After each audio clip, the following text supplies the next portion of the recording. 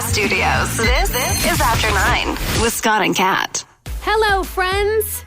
Thank you so much for joining us. Scott is okay, but I think he underestimated how much time he needs to recover, Dave Blezard. He does and did, and he is very much in recovery now and realizing that he is a human being.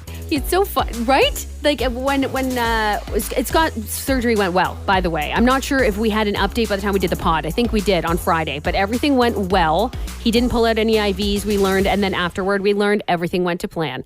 His foot, he sent us a photo, which was lovely of him. It's all in a cast, but he was like, my foot is like 5 times the size. Huge. But that's what they literally like broke him and put him back together again. Yeah. Like he's Humpty Dumpty foot right now. Mm-hmm. But the guy assumed, bless his hope, I suppose, but even a week before the surgery, I was like, how much time are you taking off? Thinking for sure you need at least a week, I'm assuming, to recover from something like this. He's like, oh, I have every intention to be in on Monday. I was like, okay. Okay. Well, he wanted to push it, but that's like way beyond even you can't. There's no way. I don't expect he'll be here this week.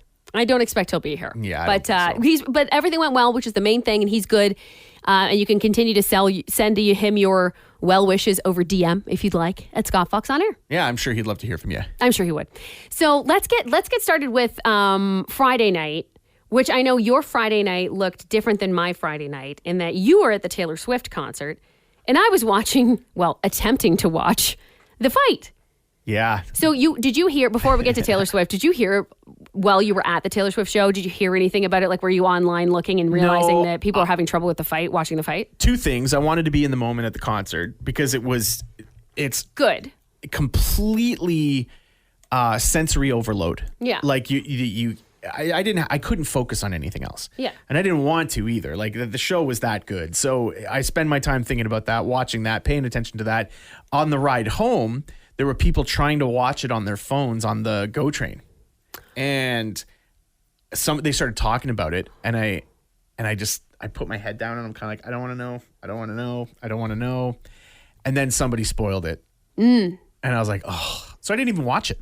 Like, I had every intention of going home and watching it when I got home. I did, and I was like, meh, I don't care.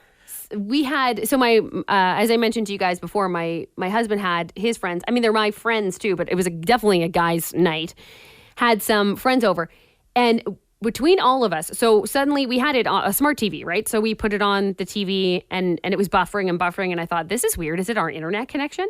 So first thing I usually do when it's something like that, and I think, is there just too many people watching this, is I go to Twitter and see what people are saying. And sure enough, everyone was having issues. And I'm like, oh, great. Okay. 6 people there were all on our phones trying to watch this thing. 1 phone managed to work for the actual fight. So we watched the fight on someone's phone. I stepped back because I thought, you know what? This is your thing, guys. So I guess I'll watch it another time. So I watched a bit of it. But why buy a 60-inch, 72-inch, 80-inch screen, flat screen to put up on your wall, and make it look beautiful, watch all your shows, and then you get forced to watch on a cell phone? Honestly, because they wouldn't let you airplay it. For those wondering, like, why wouldn't you just airplay it? They don't let you. Cast it, yeah. You can't cast because, and it's happened before on a couple of different events of that nature where they just won't let you cast it. And understandably, because then restaurants and bars would be doing it, and people who don't actually have an account would just trust people to have an account. Yeah. Nonetheless, what a disappointment. They say about 60 million households watched, and they didn't really apologize, but they did address the complaints. They said it was an unprecedented scale of people watching that created many technical challenges. The launch team tackled brilliantly by prioritizing stability of the stream for the majority of viewers. And some people had not a lot of issues at all. They only turned it on right around fight time and had no problem and could watch the entire fight. The fight before, by the way, the women's fight, was so good, and it kept freezing. We kind of got it to work by then, but it kept freezing. But her eyelid, I don't know if you saw it, her eyelid was like coming off of her. Oh, yeah. Completely, like her eyelid was in her eye. The one girl. Anyway, that was the better fight. It's like, so funny to talk to people who don't watch boxing and the things that stand out to them. Like, that's a pretty normal, people getting busted up pretty good in boxing. Well, I mean, UFC, I can't, I don't know. I've seen UFC before. That gets really nasty. Yeah. I was at a fight in Toronto. Mark Hominick, Canadian fighter, was fighting Jose Aldo, however you want to say it. And he had a hematoma on his forehead, and it was this gigantic swelling, like it looks like a knot. And it was like, it looked like he had it looked like a chin growing out of his forehead. Oh my gosh. It was so big, and they eventually had to stop the fight because it was so big. It was getting into it. He couldn't see. Oh my out of that eye. But this, like, those kind of gruesome injuries are pretty regular in that. But the normal person who doesn't watch combat sports isn't going to see that. And all of a sudden there's an eyelid kind of half falling off, or there's a big slice in someone's eyebrow. And you're like, awful. Oh no. I just felt so bad because they can't even really, like, they can't stitch it. There's no time for that, but they'll put on like a whatever it was. It's a Vaseline kind of. Yeah, just to kind of, but then it kept flopping back down. It was nasty. Before we talk about Taylor Swift, do you want to talk about your injury now, or do you want to talk about your injury later and then talk about? Sure, we can talk about it now. Okay. It's embarrassing. It's stupid. So Dave tells me this morning, filling in for Scott, depending on how things go this week, on and off at least. Yeah. But this morning he was like running behind, in a lot of pain, but I'll be there. And I thought, oh, what did you do now? Yeah. And it's pretty embarrassing. It's super embarrassing. And you should definitely get checked out by a doctor. Yeah, I'm going to. After the pod, I'm actually going to go to a clinic. I had I was out for dinner, and we have a high chair. So we're sitting in a booth. We had a high chair at the end of the booth on my right side. So that's where I'm sitting in the booth. And end of the night, getting up to go, ready to leave, cleaned up, paid the bill, all is good. I get out of the booth, I put my right foot out of the booth, and I go to stand up and pull my left foot out. My left foot gets caught on the high chair. Like, I couldn't even, like, rebalance. It was so caught up that I went, oh God. And I just, you try to get your balance, but then it makes it worse. Yeah. So I hopped on one foot. My left leg finally came free. And then it was like I took like a 2-step run. And then I had no balance. I was falling as that was happening. So I ran to those 2 steps and completely ate shit. I went right into the wall. Like, there was like a retaining wall and a staircase right beside us. I hit that wall so hard. I heard a crack, and I don't know what cracked. I don't know if it was me or the wall. But it was loud enough that everyone stopped what they were doing. Oh my gosh. So I got up, and I didn't look around or anything. I was trying to, like, nonchalantly be like, oh, that was embarrassing. But my damn shoe came off. Like, I was on the floor. 3 feet behind me is my shoe. Oh my God. And I'm like, sorry. I'm trying to stand up. One of the servers comes over, or he's bussing the table or something, and he goes, oh, are you all right? And then, like, he's like kind of laughing a bit, and I'm like, dude, I would laugh my ass off if I saw that. So it's fine. I don't care. You can laugh. But he was like, what did you trip on? I'm like, the high chair. And he's like, oh, I'm so sorry. It's like, it wasn't his fault. It was nobody's fault. It was my own. If I tripped on it, it's not nobody's fault. Although I wanted to blame my wife. Of course you did. Honest to God, I was trying to figure out. I'm so, in that moment, you're so embarrassed and you feel stupid. And so I'm sitting here in my brain going, well, like, my wife was like standing right in front of me, holding the baby, trying to get me to hold the baby while we're getting ready to leave. And I'm like, she's too close to me. I stood up. I had no room to stand. And then I tripped. I'm like, it's not her fault. It's my fault. But the whole time, I'm just sort of like, well, if you weren't standing so close to me, I wouldn't have tripped and ate shit and bought my thankfully, it wasn't my face or the top of my head. If you wouldn't have been pregnant all that time ago and had a baby, this wouldn't have happened. Yeah, if we weren't in a relationship, then this wouldn't have happened. Yeah. Okay, but you are going to get checked out. I am. And you may end up in a sling. I'm just thinking you're right-handed, though, at least, right? I am, yeah. So if you are, your left arm might be all slinged up, depending on how this goes. It's like shoulder or if it's collarbone. Would it be collarbone? Maybe. Or ribs, but everything basically from rib up to like my collarbone hurts. Is it bruised? I don't know. I can't look at it. You can't even see it. I can't see it. Oh my God. I can't lift I don't know. God. It might be bruised, but I don't think so. Well, anyway, I'm in a lot of pain is what I'm trying to tell you. The fight between you and the high chair was better than the fight on Friday night. Yeah, I landed more punches than Mike Tyson did. Let's just say that. Let's say that. Okay, so Taylor Swift. Your review. I don't even know where to begin to ask you how the concert was. So I went to the Friday night show and took the GO train into Toronto. Right away, as soon as you get on the GO train, people with bracelets, people with crazy bright outfits. Everyone's ready to go to Taylor Swift. And that's what everyone on the train was doing. And it was a good vibe. Everyone was in a good mood. Yeah, I bet. Get to the stadium, long lineups everywhere, tons of signs, people begging for tickets. Like... Oh, tons. Like, were they offering up money though? Like, it wasn't like they were just like, "Give me, can I go?" Or a little bit of everything. Some, Yeah, some people just begging.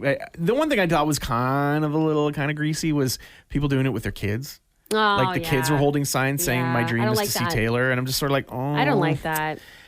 This was really, really hard to do for everybody. Yeah. It's not like it wasn't a perfect system. I don't know if there is a perfect system. Like, I don't know if it exists. But anyhow, you look at it and you go, who has just a ticket burning a hole in their pocket? Yeah. For the Taylor Swift concert, this doesn't happen, right? So anyway, you go in and everything is decked out to Taylor. The lineups for the merch lines, crazy long. Yeah. But everybody wanted that official merch. And I talked about this a bit last week where there were some people who were like, oh, the hype is too much, blah, blah, blah, blah, blah. And I watched as people were just happy to be there in the same building as her, singing along to every song. You might not get a chance to see your favorite artist perform live. It may not happen. And to a lot of people, this is the biggest and greatest artist of their entire lifetime. For sure. And I understood it. And the way that she made 50,000 people feel like it was a room of 20 is incredible. She has a command on the audience like nothing I've ever seen. And it's a 3.5 hour show, nonstop. Like there's no breaks. There's no intermission. There's nothing. She cares about the people too. She cares about the people there. Because I've been to concerts too where the person performing was just going through the motions and didn't care to even really make eye contact with anyone in the crowd. Yeah, didn't care about anything, and she seems to be the opposite. She legitimately makes you feel like if you're in the last row in the Rogers Center, up in the 500 level, the furthest away from the stage, she makes you feel like she's talking to you.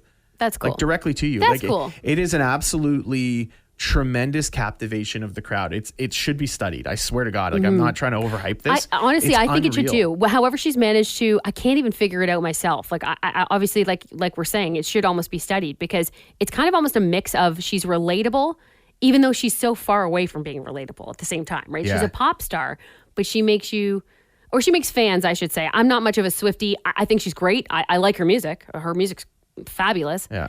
But that however she gets that hold on her fans, but she doesn't do it in a misleading way. It's hard to explain, right? It's not like she does it in a it's not disingenuous. No. It's truly one of a kind. I think it's pretty remarkable. I don't think a lot of people could ever replicate it. So when I got there, immediately somebody gave me a bracelet. Like cute. Do you swap? Are you supposed to swap with the person? You can, yeah. Okay. Yeah, and if you don't have any, so there's people who have like 10 of them. They're like, here, have one. And everyone's just was kind and everyone was nice and everyone was just happy to be there. And I think that was nice because people were able to sort of just put whatever's bothering them aside, it seemed. People were taking lots of video of the phone with their phones, but it didn't feel like they were on the phones the whole night. You know what I mean? Yeah. And it was just, you can't help but get into it. Like it was just so engrossing. Like everything about it, you feel like you're part of the show. And it was like they have the light up bracelets. Those are cool. The effects were unreal. So like they go one section, they light up in a certain way, a certain shape. So it's like section 510 is a heart. And only the lights that shape the heart are lit up. Yeah. On the wristbands. So it's crazy. It's very well thought out. It is amazingly thought out. But the way, the sound, first of all, is incredible. Mm-hmm. The visuals are unbelievable. Which, by the way, for Rogers Center is good to know because like Rogers Center is not one of those go-to for sound. Pretty bad. So her team purposely made this. This is what I was reading about this before too. Her team purposely made this to sound good in stadiums because stadiums are kind of tough actually to hold concerts in. Like I remember I went to go see like, oh God, it was like Jay-Z and Justin Timberlake or something. The one time I went there, whatever seat it was that I had, I couldn't hear very well at all. And I thought this is baloney. So I never want to see another one again. But they've managed to actually do something to perfect it for this tour, which is incredible. Oh, and it was, from the merch, from the hours and hours people were waiting in line to get merch to the drinks, to the atmosphere, to everybody just kind of was in it together. It was really nice. It was honestly a really nice experience to just go and be like, man, this is communal. Yeah. And it feels like that. And I don't know how she does it. I think she might be a cyborg because she didn't sweat.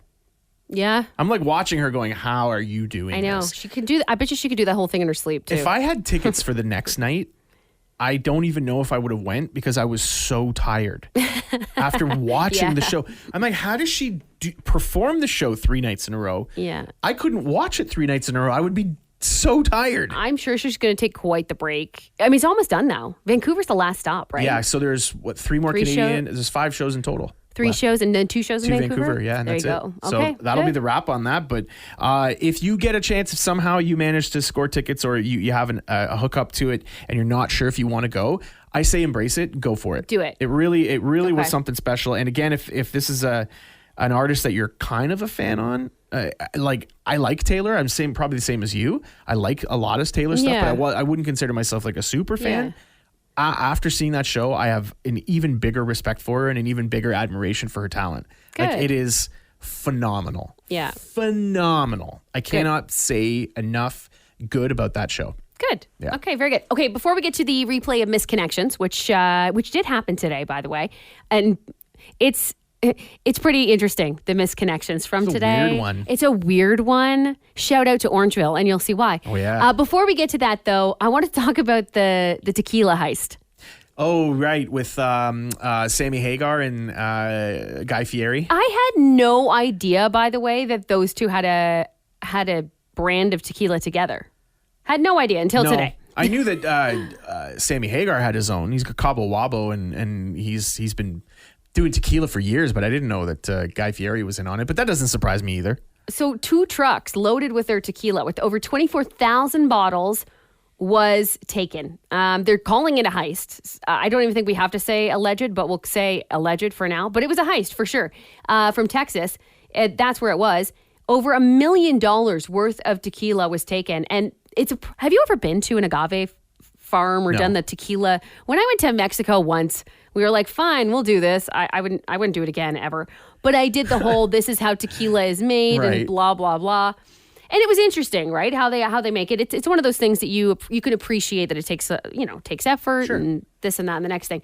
So that's the part that's really upsetting Guy Fieri because he claims, and I suppose I believe him because he actually is like a food and drink guy, is that he claimed they were very invested in this in terms of they took the time to make sure all of these bottles were just right.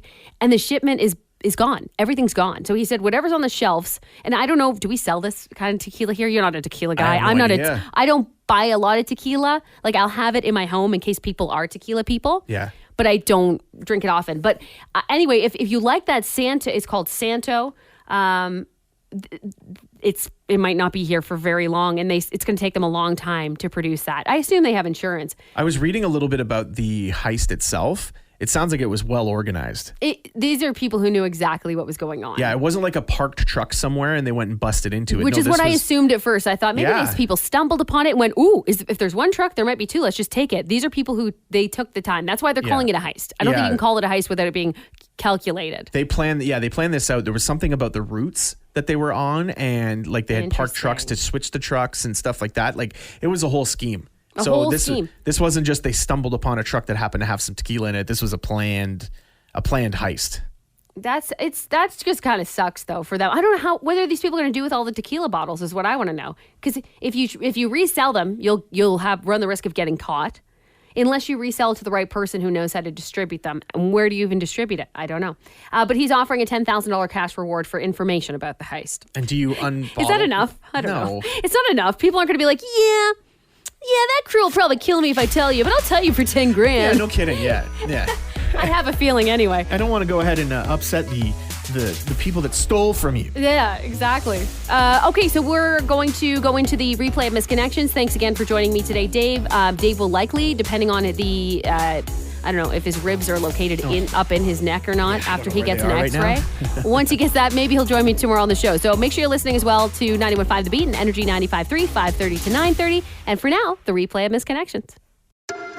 Missed Connections on the Scott and Kat Show. Well, we hope you know how this works. This is always a lot of fun. Misconnections is when somebody sees someone and for some reason they couldn't or just couldn't find a way to speak to that other person. So they went online instead to try to connect. Dave Blezard in for Scott. Are you ready for Misconnections? Thank you. Let's do this. It's called Long Time Coming. This is a weird one.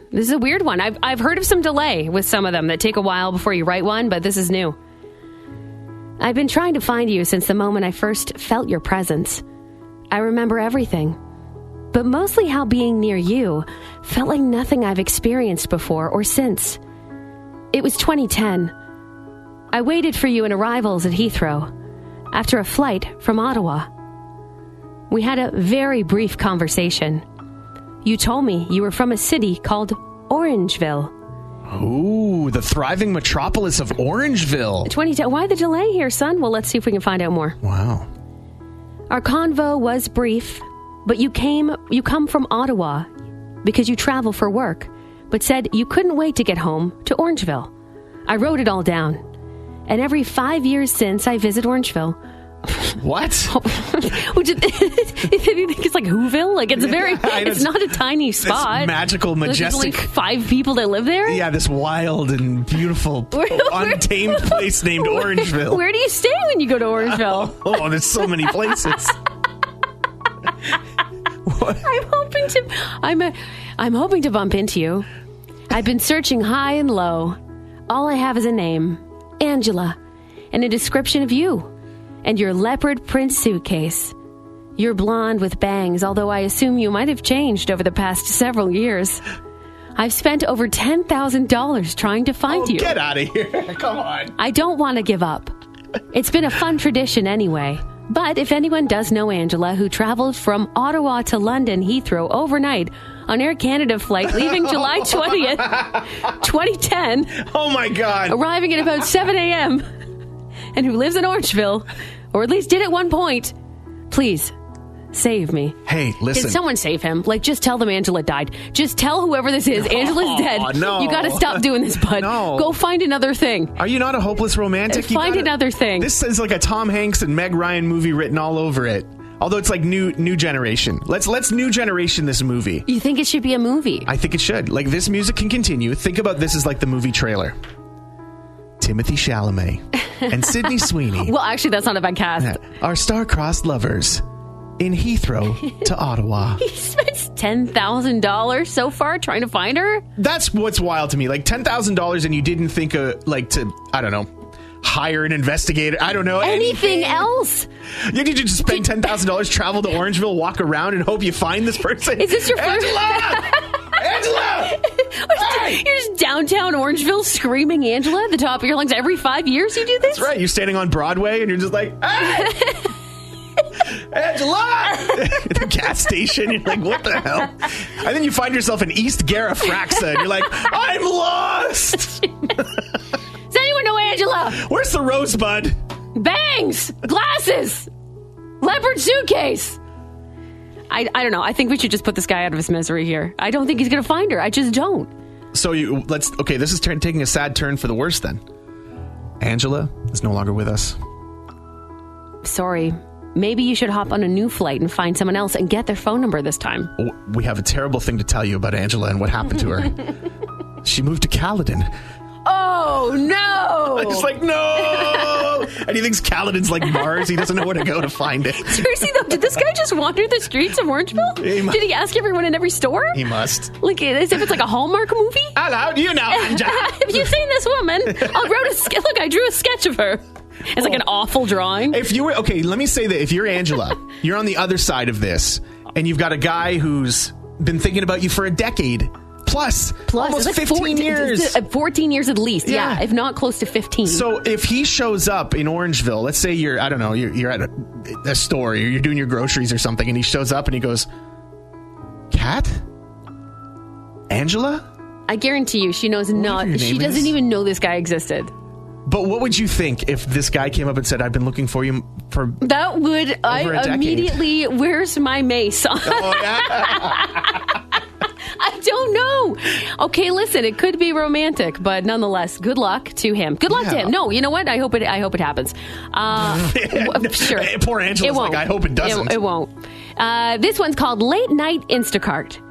Unfortunately, the app kills the message thread, but the way our eyes connected when I dropped off your late night food and booze order was something else. Aww. If it wasn't just me, and for some reason you see this, I know it has to be meant to be. I've never dreamt about posting one of these ever. From the Walmart, you got pickles, soup, and croissants.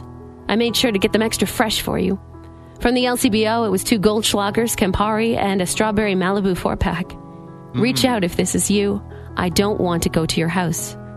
Yeah, I think that's frowned upon, by the way. I don't think you can do that. That's a no-no. By the way, pickles, soup, croissants, and just a bunch of booze. Sounds like a party. Wild weekend, right? What is happening there? Weekend. That's somebody who sat down to watch the Jake Paul-Mike Tyson fight and then just had to sit there with the pickles all weekend. Ugh. Sad in sorrow. Pickles and Goldschlager, nothing like that. That is your Missed Connections.